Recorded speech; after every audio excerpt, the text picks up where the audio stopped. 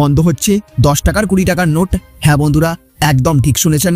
আপনার হাতে থাকা 10 টাকার নোট এবং 20 টাকার নোট নিয়ে রিজার্ভ ব্যাংকের তরফ থেকে বেরিয়ে এসেছে এক বিরাট ভয়ঙ্কর আপডেট, যা দেশের সাধারণ জনগণ হিসেবে আমার আপনার জানা অত্যন্ত প্রয়োজন।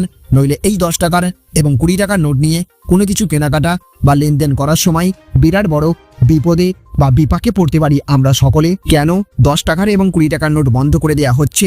আপনার হাতে থাকা 10 টাকা এবং 20 টাকার নোট তাহলে কিভাবে রিজার্ভ ব্যাংকের কাছে পাঠাবেন, এই নিয়েই থাকবে আজকের ভিডিওতে বিস্তারিত আলোচনা। আর তার আগে আপনাদের কাছে ছোট্ট একটা রিকোয়েস্ট, অবশ্যই এই ভিডিওটিতে প্রথম থেকে শেষ পর্যন্ত মনোযোগ সহকারে দেখতে থাকুন।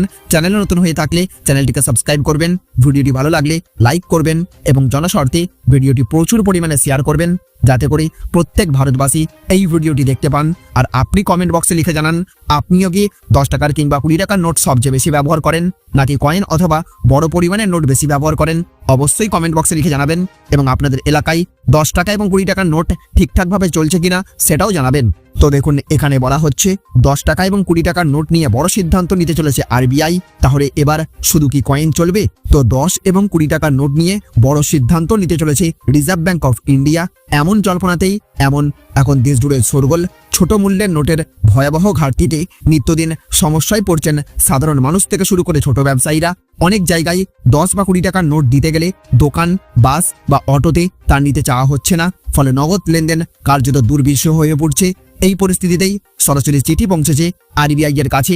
All India reserve bank employees association reserve ব্যাংকে জানিয়ে উদ্বেগ প্রকাশ করেছে যে দেশের বহু শহর এবং গ্রাম অঞ্চলে 10, 20 এমনকি 50 টাকার নোটও প্রায় উধাও, অথচ 100, 200 এবং 500 টাকার নোট সহজেই মিলছে। আরবিআই এর মুদ্রা ব্যবস্থাপনা বিভাগের ডেপুটি গভর্নর টি রবিশঙ্করের কাছে পাঠানো চিঠিতে কর্মচারী সংগঠন জানিয়েছে, এটিএম এবং ব্যাংক শাখা দুটো জায়গাতেই ছোট নোটের যোগান প্রায় বন্ধের মুখে। এর সরাসরি প্রভাব পড়ছে স্থানীয় পরিবহন, মুদিখানা, চা দোকান, হকার এবং দৈনন্দিন নগদ লেনদেনে নির্ভর মানুষের ওপর।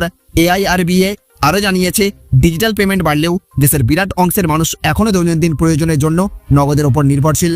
ডিজিটাল লেনদেন সেই বাস্তবতাকে পুরোপুরি বদলে দিতে পারেনি। ছোট নোটের অভাবে কয়েন চালুর চেষ্টা হলেও সেটি বাস্তবে সফল হয়নি, বরং মানুষ আরও সমস্যায় পড়ছে।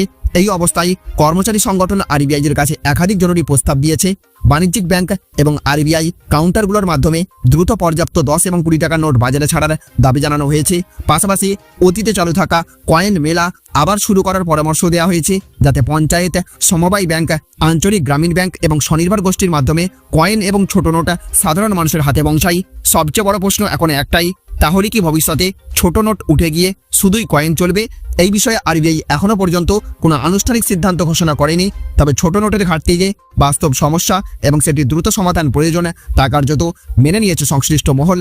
এখন দেখার রিজার্ভ ব্যাংক এই চিঠির পর কি পদক্ষেপ নেয় এবং সাধারণ মানুষের দৈনন্দিন লেনদেনের স্বস্তি কত দূরে ফেরে। গুরুত্বপূর্ণ অনুরোধ, এই খবরটা শুধু আপনার নয়, লক্ষ লক্ষ সাধারণ মানুষের সঙ্গে জড়িত।